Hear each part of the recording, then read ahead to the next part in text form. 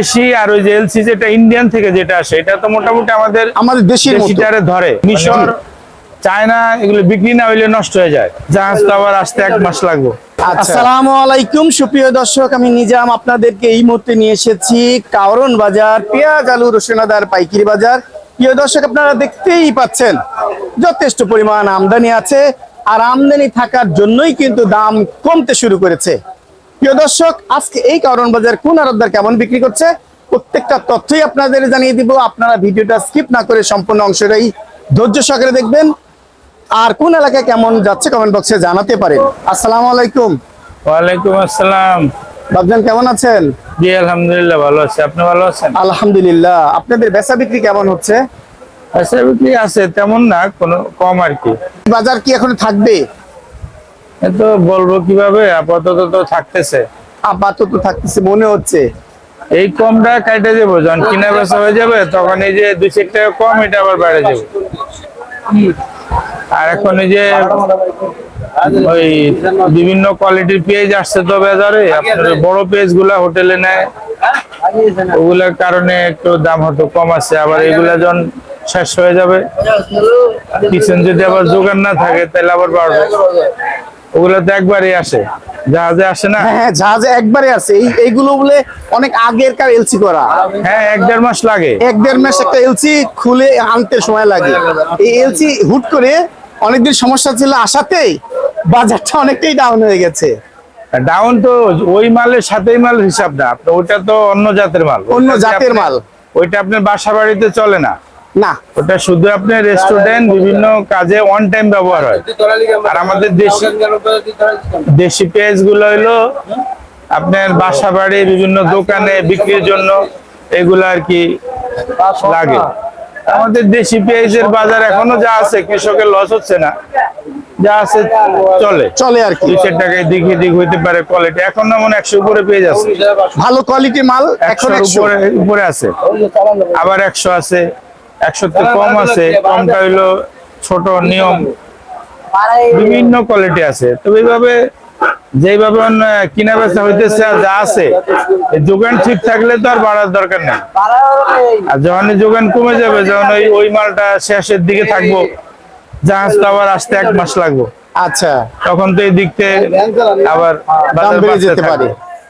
চাহিদা তো কম থাকবো না। না, চাহিদা তো আপনি দিন শেষে খাবার তো মিস নাই, যে যাই করে খাইতে হবে, কিনতে হবে। তো এই জন্যই আমি বারবার বলি যে এগুলা যেহেতু কৃষি অধিদপ্তর কাছে বা কৃষি মন্ত্রণালয়ের কাছে হিসাব আছে, আমাদের এখন দেশে কি পরিমাণ স্টকটা আছে এইটার সাথে মিল দেখে আমাদের সামনে যে চাহিদা, আমাদের যে উৎপাদন আবার শুরু হইতে তো দেরি আছে, জি, সেটার আসার আগ পর্যন্ত যাতে ঘাটতি না হয়, এই পরিমাণ আমদানি ঠিক রাখতে হবে, তাইলে আর সমস্যা নেই।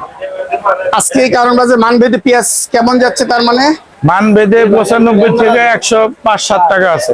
95 কোনটা বিক্রি করছেন? 95 আরেক ঘরে বিক্রি করছে, আমাদের কাছে নাই। আমাদের সর্বনিম্ন 100।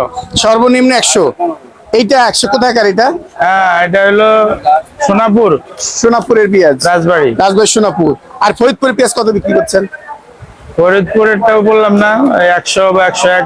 101 এক না, মানে 101 টাকা কম। আচ্ছা, 100 থেকে 1-2 টাকা কম এরকম। এটা সাইজ আরো ছোট, এটা তো বাছাই করা, এই জন্য এটা পড়তা বেশি। আর পাবনার পেঁয়াজটা কেমন যাচ্ছে? আপনার ওই যে 105-106 টাকা, 5-6 টাকা যাচ্ছে। আর এলসি পেঁয়াজ, ইন্ডিয়ান পেঁয়াজ কিছু আছে, এই বাজারে যাচ্ছে কেমন? আর বাজারে তাও 90-এর উপরে, 90 থেকে 95। তার মানে দেশি পেঁয়াজের সাথে সাথেই চলছে এলসি পেঁয়াজটা। পাকিস্তানি পেঁয়াজটা নাকি একটু কম? হ্যাঁ, ওই পাকিস্তানি, চায়না, আপনার মিশর, ওগুলা দাম কম। ওগুলার হিসাব নিয়ে লাভ নাই, হিসাব দিতে হবে আমাদের দেশি আর ওই যে এলসি যেটা ইন্ডিয়ান থেকে যেটা আসে, এটা তো মোটামুটি আমাদের দেশিটারে ধরে, মানে কাছাকাছি থাকে, ঝাঁজ কোন কোয়ালিটি কোন, এইগুলা পর্যাপ্ত থাকলে বাজারটা। আরো মিশর, চায়না এগুলো বিক্রি না হইলে নষ্ট হয়ে যায়। তখন অনেক হয় কি 70 টাকা তখন 50 টাকা বিক্রি করে ফেলে দেওয়া, বিক্রি করা ভালো। অবশ্যই ওইগুলার হিসাব নিয়ে লাভ নেই, ওগুলা ওয়ান টাইম দেখতেই তো দেখা যায়, ওগুলো আপনি টেকসই না। টেকসই না, খালি পানি পানি। হ্যাঁ, টেকসই জিনিসের হিসাব, যে আমি যেটা টেকসই রাইখা সাপোর্ট দিতে পারবো, ওটা হলো চিন্তা করতে হবে। বিশেষ করে কৃষকদের উদ্দেশ্যে সার, বীজ, তেল কীটনাশক এটা যদি এখন সামনে যে ফসল করার সময় যদি কমে পায়, তাহলে তাদের সামনে সিজন উৎপাদন খরচ কমবে, অন্তর উৎপাদন কমার ব্যবস্থা নাই।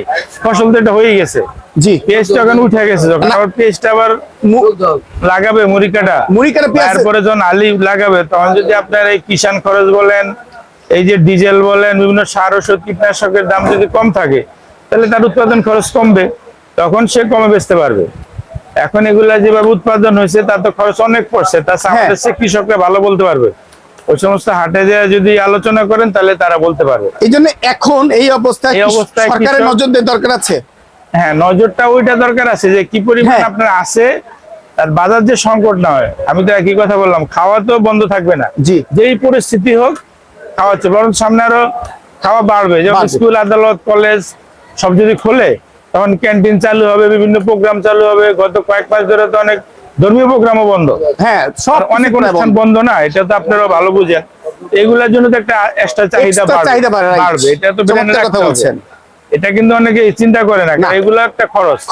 আপনার যখন এই সমস্ত কোটি কোটি ছেলেমেয়েরা, ছাত্ররা পাঠদানে চলে যাবে, আপনি এখন মনে করেন এই ক্যান্টিন সব চালু হয়ে যাবে, তখন একটা চাহিদা বাড়বে না? বিভিন্ন ধর্মীয় প্রোগ্রাম যখন বাড়বে, চাহিদা বাড়বে।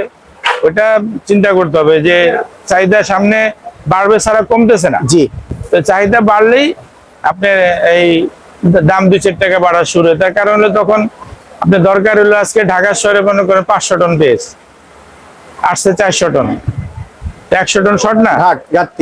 আবার যদি 500 টন চাহিদা, যদি আপনি 700 টন আমদানি থাকে, আপনি বলা লাগবে না, এমনিতেই দাম কমে যাবে। এই দামগুলা কাঁচামাল নিজস্ব গতিতে চলে, আমদানি যত বাড়বে তত দাম অটোমেটিক কমে যাবে, কেউ বলা লাগবে না। এখন যখন কমবে, চাহিদা কম, মানে চাহিদার তুলনায় সরবরাহ কম থাকবো, দাম অটোমেটিকলি বাড়বো। তখন এখন কৃষককে ভর্তুকি দেওয়া যেতে পারে এই মুড়ি কাটা পেঁয়াজ উৎপাদনের জন্য। সেটাও প্রক্রিয়া দিন, এটা ভালো বলতে পারবে তারা কি অবস্থা। কৃষক এখানে অভাবে নাই। এই না দাম কমাতে চাইলে, আমি সেটা বলছি, দাম কমাতে চাইলে ভর্তুকি দিতে হবে, এইটা বলছি। কৃষক তো অভাবে নাই, কিন্তু দাম কমাতে চাইলে ভর্তুকি না দিলে দাম কমবে। ভর্তুকিটা দিয়েও সঠিক তদারকি করতে হবে। এই তো চমৎকার কথা বলছেন। নিয়েন, ভর্তুকি নিয়ে ঠিকই ফসল করলেন, পরে দাম ঠিকই বেচতেন আপনি। ভর্তুকি এটা একটা বিষয়, এটা একটা বিষয়। আসলে আমাদের এই বিভিন্ন জায়গায় মাঠ পর্যায়ে বলে সবখানেই তদারকির অভাব থাকার কারণে এই অবস্থা। তবে এখন মানুষ অনেকটা আগে থেকে কিছুটা মানে ব্রেন পরিষ্কার হইতেছে, নিজ নিজ থেকে চেষ্টা করতেছে। আসলে আবহাওয়ার পরিবর্তন সব পরিবর্তনই হয়। যেমন আমাদের জলবায়ু পরিবর্তন হয়, আমরা পরিবর্তন। একসময় তো ছোট সময় আমরা জলবায়ু কি জিনিস বুঝতামই না।